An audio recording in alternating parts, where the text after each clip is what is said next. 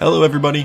Hi. Kirby and the Forgotten Land is out now and I've beaten the devil out of it. This game did everything I thought it would and way more. I walked into this game expecting baby's first 3D platformer, and while there is plenty of that, there is also so much challenge waiting for you throughout this game. Subscribe and stick around. Now let's spoil the hell out of this. Starting out, we basically have a gameplay level similar to the demo of the game, which I already covered. But by the end of World 2 of 8, we've already gotten to play around and experiment with every single power-up in the game. The reason this isn't too early to let us use every power-up, in my opinion, is because these abilities can all be upgraded. There are tons of different ways to use all of these power-ups once you've gotten started upgrading them. My favorite power-ups in the game have got to be Mast Hammer, Dragon Fire, Meta Knight Sword / Morpho Knight Sword, and Homing Bomb. Almost every power-up has more than one upgrade you can choose to set. Once you do, every power-up you find will be that upgraded version. Consistently as I played through this game, I found more and more upgrades that made power-ups I didn't previously care to play way more to my liking. For example, I thought from the demo that I'd love the Chakram Cutter, but now I much prefer the Buzzsaw Cutter to it. All of these things related to the power-ups make this game play fantastically, and honestly, it's the most fun I've had controlling Kirby ever. But the power-ups aren't the only part of this game that might draw you in. The worlds in this game look amazing. Of course, we all saw this coming from the demo, but they really delivered in this field. And not only visually. While the stages do seem very much like a path you're meant to follow, there are tons of little nooks and crannies that you can explore and a bunch of secret areas. Anybody who's tried to 100% a Kirby game can tell you that these level designers are crafty, and this game is no exception. I don't think I finished a single stage in this game saving every single Waddle Dee on my first attempt, and the reason to go back into old levels and collect them is actually to help build up the Waddle Dee town as a hub world that you can revisit at any time. There's a lot to love while running through this game, and I legitimately never got tired of it the whole week that it took me to get 100%. Aside from the actual levels within the worlds though, we have little minigame challenges on the side that open up every time you complete a level. These range from easy power-up introductions to some really difficult speed challenges. All you need to do here is complete the challenge to receive an upgrade stone, but there is also a target time to beat on every one that will reward you with some extra coins. And you know that I speedran that shit. Final thing I'd like to talk about is the story. I don't mean to say that this story was full of character development and wild, well-written twists and turns, but I do think the team at HAL that worked on this knows exactly what they're doing with this series. The story basically follows all the regular story beats a Kirby game would normally try to achieve, just in a brand new 3D fashion. A portal opens up in Dreamland, sucking Kirby and a ton of other objects into a portal to the Forgotten Land. After romping through our first level, Kirby rescues a creature named Elfilin and sees a ton of Dreamland's own Waddle Dees being captured in cages. Together, Kirby and Elfilin set off to rescue all the Waddle Dees. And that's the whole start to this game. For a long time, all Kirby is up to is rescuing Waddle Dees as he explores the brand new world that he found himself in. Eventually, we do make our way far enough into the land to reach a castle where the Beast King capturing these Waddle Dees resides. And the atmosphere here is amazing. We get to this huge snowy castle with staircases to walk up. This straight up looks like it could be a Dark Souls area. Once we make our way into the castle though, we find that King Dedede is the one caging these poor guys. And he's got a new look to boot. Shooting first and asking questions later, we take on King Dedede in this sweet castle arena, and after getting through about half of the fight, he leaps away replacing his hammer with a whole ass pillar. This fight is so sweet, and I think it's the first time you get to fight a boss that is both mobile and isn't a whole lot bigger than Kirby himself. It really feels like a skirmish between two strong characters. Once we've defeated him, he spends the last of his energy caging Elfilin quickly and flying off with him. It's hard to say at this point what his motivations are, but Dedede is a real heartless son of a bitch in this game. This cutscene serves as the first fake ending of the game. The land in front of us seems to end, but we can just blast off to a new section of land anyways to continue playing. I always like when a game doesn't show its full hand right off the bat.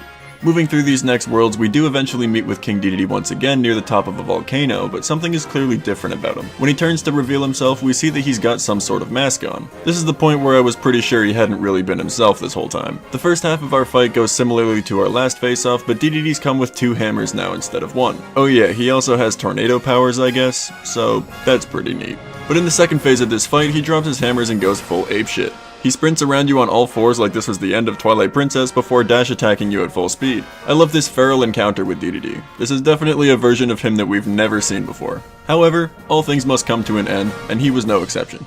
Kirby beats the mask off of King Dedede's face to reveal that he's been returned back to normal. He pats a couple Waddle Dees on the head and even seems to be on good terms with Kirby again. Before they could properly celebrate though, the beast Dedede no longer had control over began rushing in to take out whoever remained. In a dramatic scene, Dedede stays behind to face the creatures in order to throw one little Waddle Dee to safety.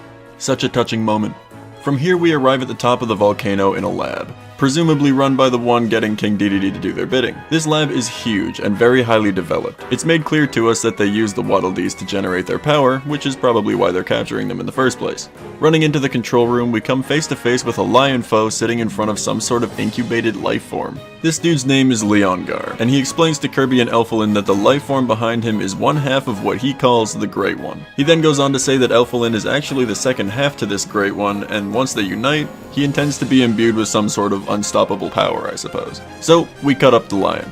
The second phase of this fight, much like Dedede's, has Leongar's eyes glowing purple as he becomes more feral. This part of the boss fight is also kinda legitimately terrifying. I love the creepiness to the animation when Leongar's just chasing after you chomping. When we finally take out Leongar, he throws all caution to the wind and fuses himself, as well as many other not incredible creatures, with this half of the Great One. Together they form this disgusting gooey boss, Fecto Forgo. This fight is really nothing special other than a cinematic piece to add to the climax of this game, but I really like that it's here. Leongar lost control and became a product of his own mad science. Love it. We destroy the blue slime, and while Kirby is agile enough to dodge its last-ditch effort to feed on us, Elfilin is not. Finally, this Fecto creature gets its hands on Elfilin, and we have our choice of every upgrade in the game to take them out at the top of the building. And once we show to the fight, we're introduced to the ultimate life form Fecto Elfilis. This boss is fucking awesome in every way. Not only do they look amazing, they wield a spear, can fly at insane speeds, and even cut holes in our dimension at will. Thematically, this is the coolest creature I've seen come out of the Kirby series other than literally Kirby himself, and that's saying a lot for me. Fecto Elfilis puts up an incredible fight, but there is no besting Kirby. Once we wear them down enough, Elfilin pokes their head out of the fusion creature they've become, and Kirby uses the game's primary mouthful gimmick to pull him out completely. With the remaining power Fecto still has in their control, they rip a giant hole in space to planet Popstar, where Kirby comes from, in an attempt to destroy everything at once. Kirby then decides to become the world's most powerful transport truck and Dragon Balls his way into Fecto, finishing them off once and for all. Right?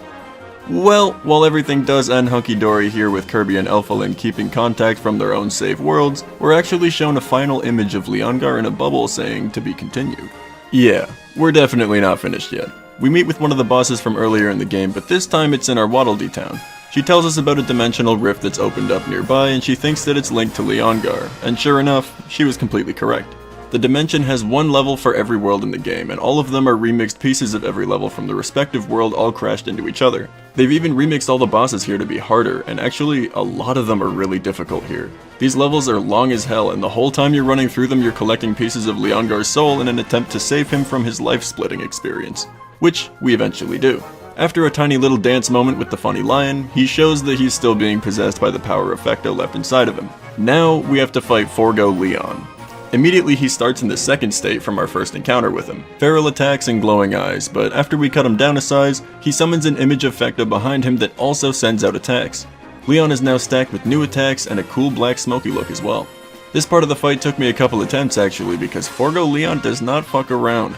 We do eventually beat him though, successfully separating Leon from the remaining power left inside of him. Unfortunately for us, Soul Forgo takes inspiration from this butterfly here and transforms into Morpho Knight. He's got fire moves, sword beams, sound wave attacks that turn your screen on its side, just all sorts of sick final boss shit. Being a final boss though, we do end up defeating him and the soul of Fecto just leaves? Regardless, we revive Leon and get our second ending to the game. Or is this the ending? That's right, we are still not finished. Okay, story-wise, we're actually finished, but there is one final challenge that remains once you've gotten this far in the game, and that is the Ultimate Cup Z in the tournament arena. The first arena cup you fight is where you meet Meta Knight for the first time, and the second one is a boss rush of every boss in the game. But the final one is a boss rush of every boss in the game, remixed to the new dimension. Except the last two here, this is just Forgo Leon, and this is just Morpho Knight. That's fine. This challenge is actually so hard that I failed it a few times before finally finishing it in over a whole hour. For comparison, the first cup took me about 5 minutes and the second only took me maybe 10. This tournament cup is difficult, but when we finally make it to the end, our last fight is a remixed boss that we haven't yet seen at all. And easily our hardest fight in the entire game, Chaos Elfilis. There's no story reason for this boss to exist, but I am so glad it does. This fight is the craziest shit ever, and I had to boil it down to a complete science before I could actually beat this guy. We've got teleporting attacks, quick projectiles, dimensional rift enhanced diving attacks, more teleporting, and then he just gets pissed and summons this fucking thing. Yeah, alright.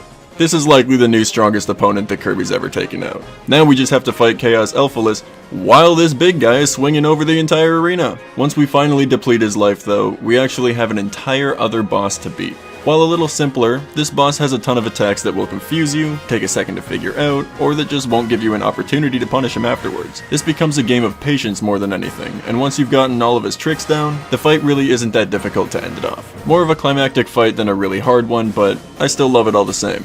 I've already achieved 100% in the game at the point I'm writing this. However, you can power up just the strength of every single version of every copy ability in the game, so maybe I'm gonna get all those to max before I stop playing as well. But let me know what you thought of this game, or whether what I've told you is gonna get you to buy it or not. I'll just be over here having a blast. My name is Myloe, and I'm out.